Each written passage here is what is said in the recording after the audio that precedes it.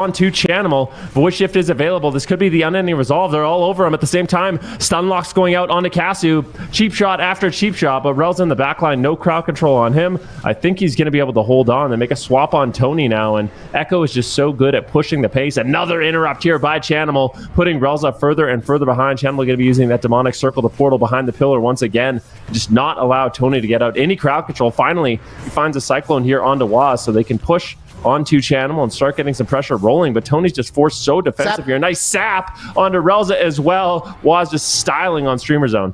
Yeah, beautiful fear into sap, into fear once again here onto Relza, but he has this trinket now for the next CC chain, so if Streamer Zone can recover here, they're not in the worst position here, but meanwhile Chanimal does have his unending resolve, so he's going to be completely fine with that in a second, and he's also sitting in that powered barrier of Meh again with the preemptive barrier there on the trap, but now here comes the damage onto Chanimal. Is he ready? There's the swap coming out there, and they overlap it though with the unending resolve, but Chanimal here free casting damage. They have the counter pressure. They get a full fear onto Tony, away from Relza. Malefic Raptors being spammed out. Cash is running down. Tony's running down. Blind onto Relza. Did he def that? No, he trinkets it. Gets gouged onto his trinket, and potentially a follow-up CC there could be the game, but Waz doesn't have anything more left in the tank. Again, it's going to be Chanimal on the back foot. Full freezing trap onto Meh. Can Relza push in for the fear? He doesn't want to risk it right now. Chanimal with the pain suppression. Meh has a lot of work ahead of him. He grips him back to safety behind that pillar, and now Chanimal with the Dark Iron Dwarf is able to cleanse those bleeds from Tony and recover here for just a second, but Echo is running low on defensives right now. They need to try to find a kill. They've been so close so many times, but Casu, he's got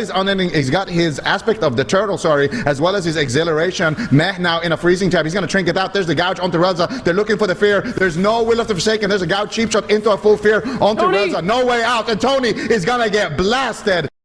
Echo takes game number 1 in a series. Oh, maybe not yet though. Chanimal still running down behind the pillar. No way. Chance is trying to get the cross kill. Chanimal though with the Dark Pact, with the big powered shield. I don't think he's gonna die just yet. Casu is still playing it out though. Of course, it is a close situation. Meh has no trinket for this freezing trap, and if they can't push in here behind the pillar, maybe they can close it out. There's still a couple of bleeds as well onto Chanimal from Tony, but Chanimal knows the win condition here. He's just gonna play it safe, and I don't think he's gonna fall. Echo is gonna take game number 1 in what looked like a horrible matchup yesterday when we were watching this basically same matchup play out over in North America. Yeah, I mean, it just goes to show you at this matchup, I feel like Echo played it beautifully, and there's still moments in the matchup where they almost lost, right? Like the way they were rotating through defensives, they were getting crowd control and diminishing return, but you get the feeling if Streamer Zone can just stay on target, there are these panic moments here for Chanimal. We saw the Void Shift as well as the Unending Resolved overlap, but it's this final crowd control chain, the gouge into the cheap shot. You can see Met is already in position to land the full fear, and they're able to take down Tony with a couple cheap shots and a Mortal Coil coming in from Chanimal, but they almost managed to get the cross kill as well. Chanimal played it very cool, just immediately portaling, line of sighting, using Shadow Fury to slow down all that pet damage, just buying Matt enough time to keep him alive. So they shut down that. But yeah, Streamer Zone, I don't think this was that bad of a game for them, and they got Matt completely out of cooldowns. If they had just lived this one setup, I think they could have won this game. Yeah, I completely agree with you. Casu at this point, he had his defensive cooldowns back up, so it was really just Tony being the kind of exposed target. But that was an insane game, man. Like, what a joy it is to watch these two teams. And I was thinking about it, when we were making our predictions. I was like, I feel like Echo is gonna win the series. I feel like they're the superior team. But if there is one team in this entire tournament that can actually upset them and take it, I would say it's Streamer Zone GG. These guys are playing jungle at such a high level. When it's not meta, they're still managing to consistently qualify for their world championships. They're consistently placing high in these cups, and they're just such a great team to watch. And just the individual skill of all of these players as well it really is just a really evenly matched matchup here in the upper bracket. So Streamer Zone gonna be losing that first game, but I will say, like you mentioned, it was a very close one. It could have gone either way. I think if Tony survives that, then they would have had a lot of pressure, because I think early on in the match they struggled with kind of finding their the enemy's kind of defensive cooldowns, kind of struggled a little bit with finding their own pressure. But once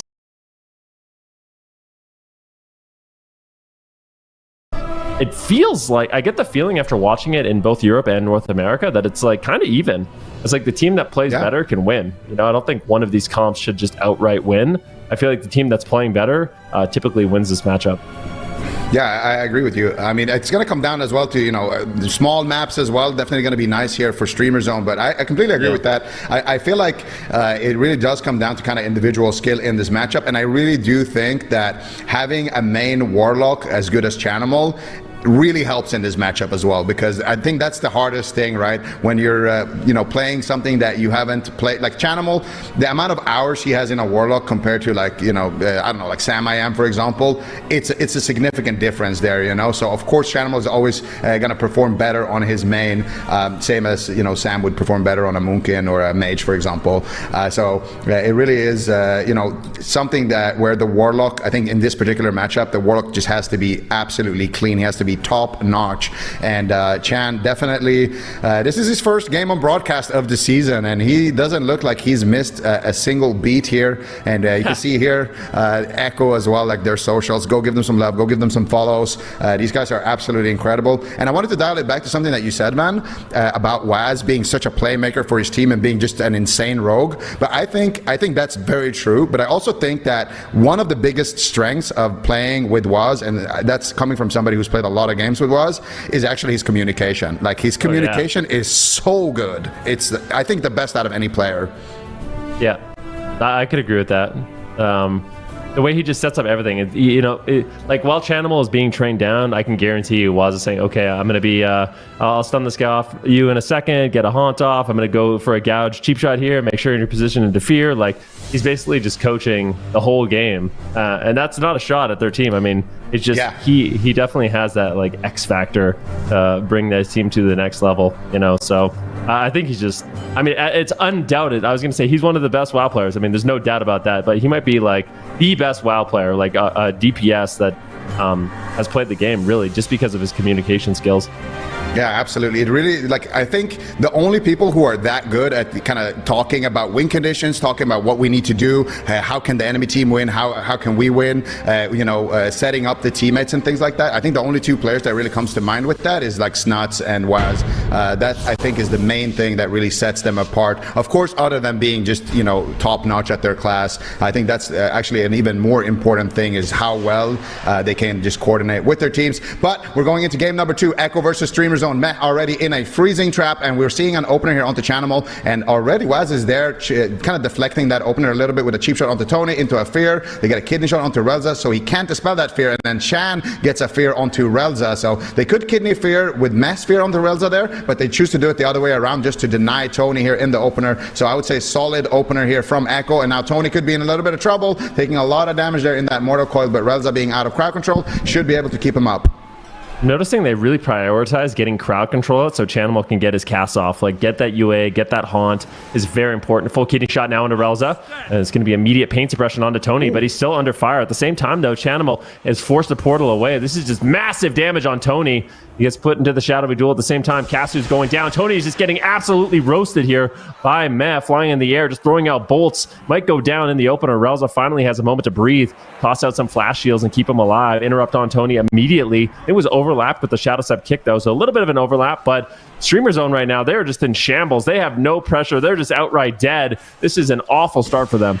Oh my God, the smoke bomb. Tony might just drop, and he will. Echo making quick work out of Streamer Zone here on a hook point. That was absolutely incredible. They get, I think it just comes back to that opener a little bit. So they force out the Will of the Forsaken there in the opener, and that's with that kidney shot fear that we were talking about at the start of the game. Then Chanimal ports on top of Relza, kind of defensively, while Meh is in a trap, and snipes a second fear. Meanwhile, Waz drops the shadowy duel. Then after that, they chain it with the kidney shot and the smoke bomb onto Tony, as well as a blind onto Relza. And I wonder why Relza actually sat through that. And this is the moment I was talking about, actually, right here. Look at Chanimal. He ports defensively while Meh is in a trap, gets the fear. Relza doesn't, he can't trinket this one right now. And meanwhile, Waz drops the shadowy duel here over onto Tony as well, denying some heals. They get the gouge, and then I think as soon as the DR comes back up, they send the blind onto Relza. Look at that spell lock there onto the Cyclone as well, and I think there's the cheap shot into a blind by Waz, and then here a pre-smoke bomb onto Relza's trinket. So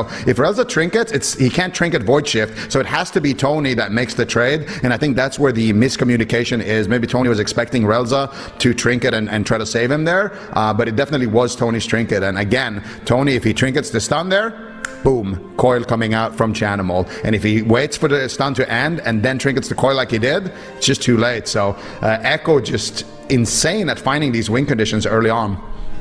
Yeah, it really, like I said, I swear it comes down to the opener as well. I'm noticing like the priority of their team is to just make sure that Chanimal can get his damage rolling. It's really important he's getting the UA up. It's really important he's getting the haunt up. So I think what they did is they got a stun onto Relza. I think it was a gouge into a stun on Relza. And then what Matt did is he just feared up Tony. So instead of putting Tony on stun DR and allowing him to cast, they literally just feared him up. And then he got his cast off and they could get the damage rolling. So it's just really beautiful. Echo puts so much consideration into their openers and their strategy, and it just puts them so far ahead in these matchups. Yeah, absolutely. And I really like the way they did that in the opener too, because they got the stun over onto Tony as soon as he opens up onto Chanimal. So Tony can't get his bleeds rolling, he can't get his damage rolling, and then since Chanimal is in a stun himself, he can't fear Tony out of that cheap shot, and instead, Meh is using his fear, which is instant, over onto Tony out of that cheap shot. But then, of course, that can get dispelled. So Waz is there covering the dispel with a kidney shot onto Relza. So just the way that they played that opener was so beautiful to watch, and is exactly what you mentioned there. It is to allow Chanimal to have that opener where instead of the Feral getting a bunch of bleeds on him, the Hunter landing a trap, and then it's a 3-2-1, Chanimal is in trouble. Instead of that happening, it's just the opposite. Chanimal gets to start off the game with a target already feared, primed up. He doesn't need to worry about the kicks. He can just full send his rows of dots, get his pressure rolling, and then start playing defense. And that's exactly what they want to do. And then the fact that Chanimal also was able to land, more fears after that onto Relza, it's so hard for Relza to deal with. And then again, with the spell locks, Tony, he needs to be playing the goalie. He needs to be landing those cyclones. But again, Echo is denying it every single time. Chan is there with the spell locks. And then if they have, good pressure, he even summons a second pet and goes for the healer spell lock. And also Meh doing a fantastic job shutting them down with things like mind control, with things like fear. And also in game number 1 we saw Waz get rake stunned, and then Tony wanted to cast a clone out of that because there's no kick he needs to worry about, so he's just line of sighting Chan and he's casting a clone. But guess what, Meh just grips Waz while he's stunned out of line of sight, and it's just those small outplays there that completely shut down Tony's crowd control in this matchup. Yeah, we are going to Ashamane's Fall, so a bigger map, and I honestly don't know if I like this map. Like, basically, my assessment of these games is the Warlocks, they just want big pillars that they can port around. So this is one of the biggest pillars in the game that Chanimal is going to have access to. So I'm not exactly sure what Streamer Zone is doing with this one. I think it would have made more sense to go to something like Imperial Domain or something like that. But we are going to Ashamane's, and I think Echo's probably going to be happy for this one. If they can win one more, they will be sending Streamer Zone GG down to that lower bracket. And it's just incredible that Echo does this, right? Like, they just make every single team look like just a tier worse than them, And this is looking like another really good season. It's a great start for them, but we'll see. Streamer Zone GG, what I want to see from them is just, what do we want to see? Like they need uptime on Chanimal, they need to get the crowd control up, but Waz has just been doing such a good job playing goalie that it makes it really difficult for them to get anything going. I think the main thing about Ashamane's is just they want to be able to shut down Waz a little bit more, because on the smaller maps, he's just allowed to kind of ping pong between the healer and then back over onto Tony, over onto Casu. He's just all over the place, shutting down everybody with stuns, with disarms, with gouges, and things like that. And on this map, they're going to try to limit that a little bit more. But like you mentioned, in the long game, I don't think they win with the long game because Chan is going to just have a really good time kiting around. But I don't know what just happened there. We're having some graphic issues there, but we're all good. We're all good. So let's see here. Tony actually getting coiled there in the opener. Now they shut down Chanimal here. So Casu actually landing an interrupt onto Chanimal here in the opener, and then also Tony landing his interrupt. So they have a lot better opening pressure here on the side of Streamer Zone, and this could be actually the best opener so far in the series. Blind into a sap on Relza. How do they follow it up? Waz is there. What does he do? Is he going to get another sap? Oh no. Relza is completely taken out of the game. Finally can get some cast off here. The Shadowy Duel comes in. Waz gets feared. Immediate dispel. Oh, he actually trinkets out of it. Double stun lock coming in. Kidney shot onto Relza. That's going to be the pain suppression. Caster's in so much trouble. Waz is just putting out a ton of crowd control. Relza is falling further and further behind. Once again, sitting that full blind sap has just put him in such an awkward position. He's held onto his trinket, but the team has no pressure whatsoever. And Chanimal, at this point, he can portal away if he needs to. Relza finally going to be getting that ultimate penitence off to top off his team and try to reverse the pressure here, but I still am really worried about Streamer Zone.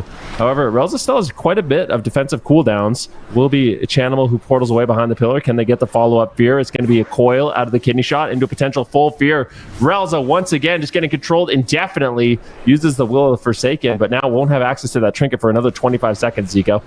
Yeah, Matt actually canceled his ulti penny there to not break the fear there onto Relza, forcing out the Will of the Forsaken. It was like 1 or 2 ticks left on it, I believe, but just high-level plays coming out there once again, and Echo just kind of regrouping here behind the pillar. But now finally here comes Streamer Zone. They're over onto Chan, but once again, as soon as Chan gets locked down, there's a kidney shot, there's a powered barrier, and Chan is going to feel very, very safe right now. Another cheap shot coming out there, and you can see the positioning here. It's much harder for Waz to stun Tony and Casu and then also get over to Relza and kidney shot him. Nice mind control though coming out there onto Tony, and finally Streamer Zone manages to slow down this pressure a little bit that's coming out from Echo, and I do think that's going to be key for them. But a nice Mortal Coil pathing there actually over onto Tony. It's going to allow Chanimal to potentially get some haunts out, get some dots out, and there's the kidney shot. Now they're all too close to Relza. There's the kidney shot now onto Relza. Smoke bomb onto Tony. Huge damage coming in, but I think he might survive here. He's got the Roar of Sacrifice from Casu, and that is going to be enough defense there to keep him alive, but another great push there by Echo. Yeah, nicely done. And that means Tony has no trinket, but there's no smoke bomb thread. Tony's just dying to damage. Are you kidding me? Going down to 5% health. How are they killing him? How is he dead? Relza, what? He has Rapture. Did he get interrupted? He has Rapture. He has Power Infusion. I mean, I can't believe it. Normally that is like, yeah, I don't know what happened to get interrupted. Like, we're going to have to see that in the replay. That is like almost unheard of, that Priest has so many cooldowns out, just sitting in the back line, bombing out heals, and they're not able to top off, or at least keep them alive. I mean, what was that damage?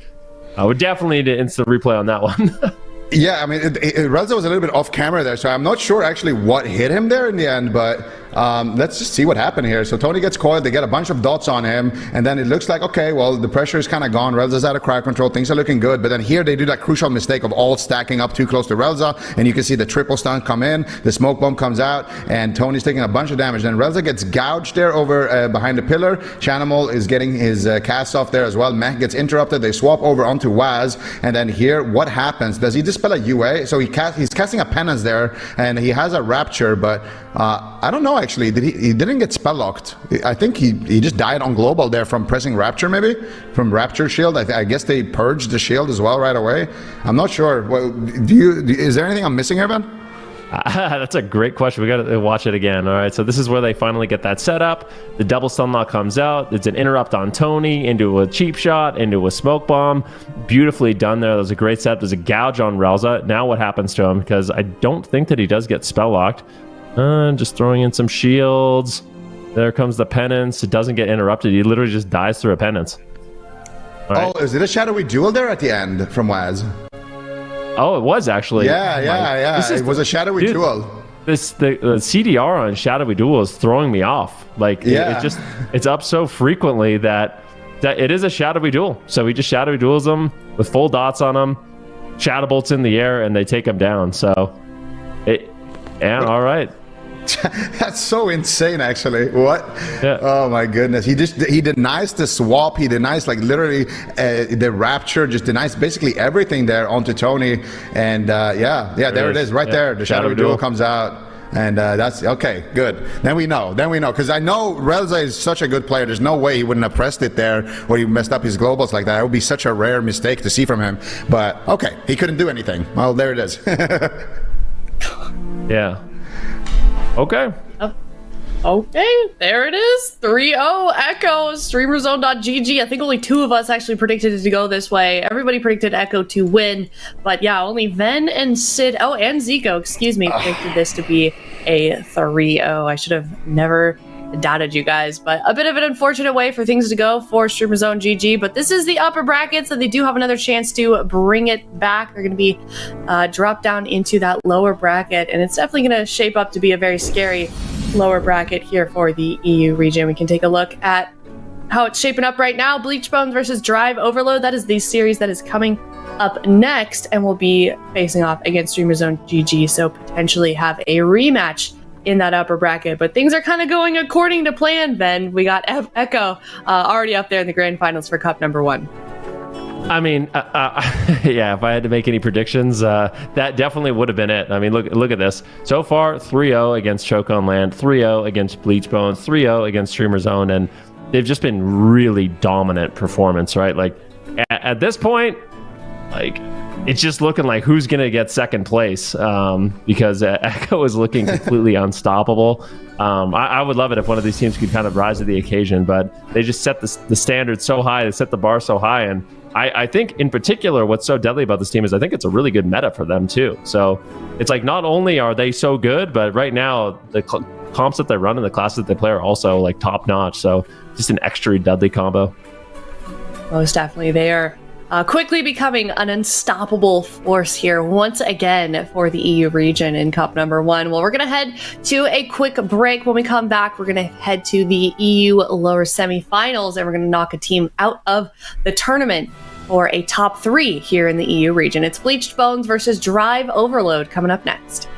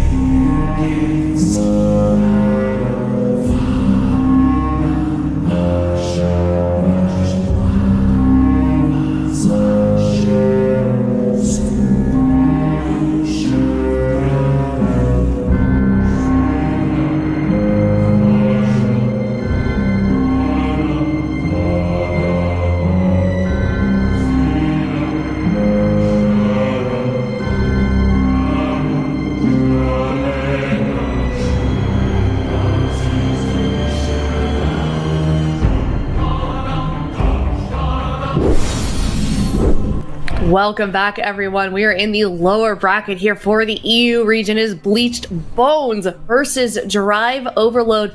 Both of these teams, Zico, looking to make an impression with their first weekend under this roster. I mean, I feel like these are two of the strongest rosters in the EU. I mean, let's be honest, all of the three teams that are remaining, I would say it's pretty accurate right now of how I perceive the region. I perceive Echo at the top, and then I would say Streamer Zone probably around second place, Bleach Bones, Drive Overload, they're all around that second place. And I feel like these teams, all of those three teams are super evenly matched against each other, and it really will be about which one of them can kind of pull out ahead and challenge Echo here in this season. Bleach Bones versus Drive Overload. I mean, these are two, kind of newly formed rosters, but with a lot of veteran experience, a lot of star players on both of these sides. So I think personally, we're in for a really good one and a really close one. Yep, I think so as well. We could take a look at maybe some of the predictions that we had here for amongst the casters for how exactly this series is going to go. But like Zico was saying, the winner of this one will be moving forward to face off against StreamerZone.gg. So regardless of who comes out of this one alive, Super T's, it's going to be a pretty difficult uphill battle. Yeah, I really was impressed with Elswave's plays towards the end of Europe on Friday, because their team was against the wall and he really stepped up on his mage to beat a composition that sent them to lower bracket, to beat that Feral Druid and Hunter. So I think if they're leveled up the way that they are, that they could definitely be threatening, but I'm still keeping myself in the camp of Bleached Bones, just based off the tournament experience, based on how long they've been around in the scene with these veterans basically, and I feel like they've got some compositions that could be really tanky and durable and difficult to deal with. My prediction is wrong. So, your prediction is wrong? My prediction is 3-2 for Drive, actually. I don't know. I guess the graphic got a little bit monkad. But yeah, I guess I'm solo believer. There we go. Thank you. That was fast. Oh. How was that? Oh, dude, production is on point. Thank you, guys. That was fast. Thank you. They were listening to you. Okay, well...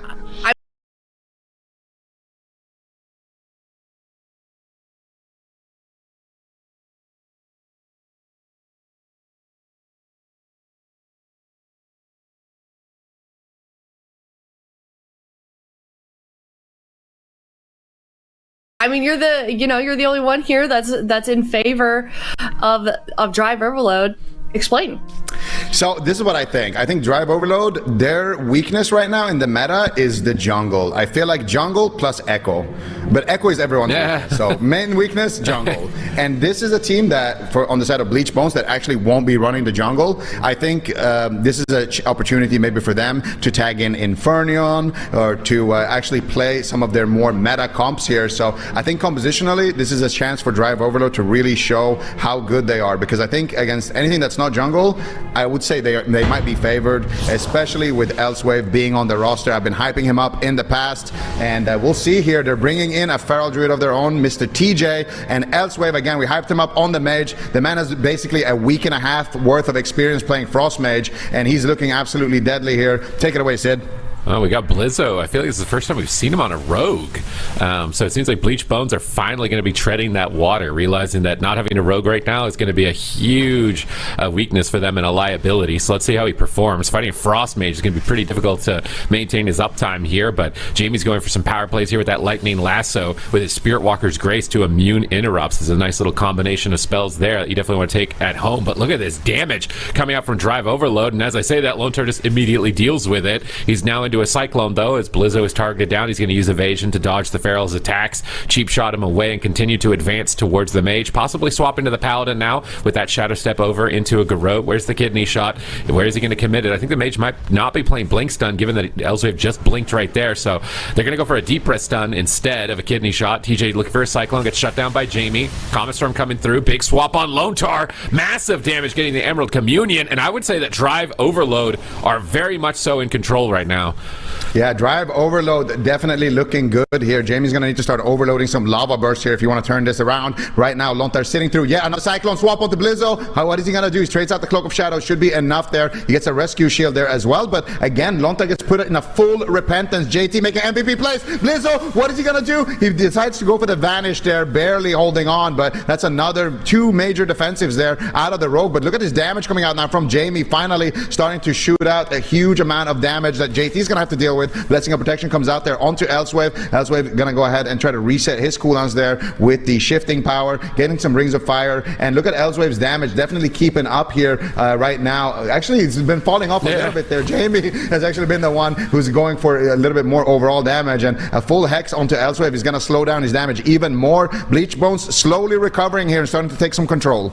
I do think against an Elemental Shaman can be difficult as a Frost Mage. You can see just getting Winched on the Poly into a Garrote, into a stun. Grounding Totems come down. Lassos for follow-up. TJ Sleptwalk with cross crowd control. Now a Kidney Shot over onto the Paladin. Looks like they're swapping to him. Really like the swaps to Holy Paladins. That's going to be a main weakness, but it looks like Drive Overload are doing the same as they're swapping to Lontar. Can they find enough damage to drop him in this final second of the Rake stun? It doesn't look like it. He's going to rescue Jamie, get to the corner of the opposite pillar. Blizzo's setting up peels for his team with Garrotes and cheap shots. Dragon's Breath on Lontar is also going to find the Polymorph. He gets step kicked on it, but Blizzo is getting critically low into a full bash with a full Polymorph on his healer. No trinket for 17 seconds. Blizzo has Vanish in 1, and he's likely going to have to use that almost immediately as he trades the Vanish, ducking into the shadows and immuning their attacks for the time being to once again recover. Big swap. Blizzo catches JT in midfield, forcing the Divine Shield. Such a clutch moment for Bleach Bones.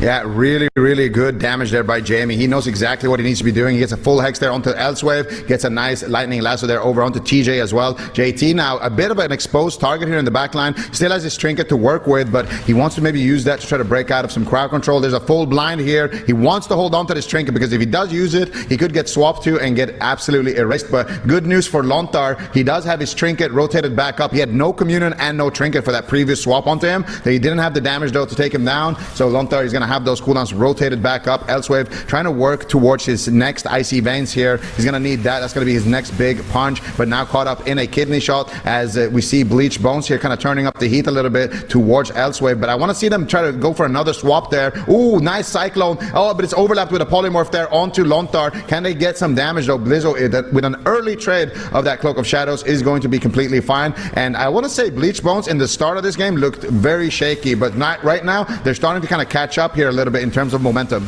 Yeah, Lontar needs to get ready for this attack here. He's got some cooldowns available. He's got to be the playmaker on defense. TJ's trying to protect JT by going after Blizzo and punishing him for swapping. Really good peels from TJ with those stuns. JT repositions away from Blizzo. Opposite side of the map, constantly crossing back and forth, but he gets a huge hit on dispelling that Flame Shock with a Lava Burst at the same moment. He's struggling. His whole team down at half. We're now into dampening, stacking up to about 20% in just a moment at this point. He gets knocked into the middle of the map. Lontar pre-time stopping, trying to immune CC, but he doesn't find the hammer. Hammer's down. He's going to trade Emerald Communion, but he gets cycloned on it. Beautiful cyclone from TJ. Incarnation's up. Icy Veins is up. Can they topple Blizzo? Vanish still 5 seconds away. They find a Polymorph. They reshape him, but he's in the Frozen Orb. Good positioning from Lontar, but it doesn't even matter. It just doesn't matter. Blizzo is down, and Drive Overload take game 1.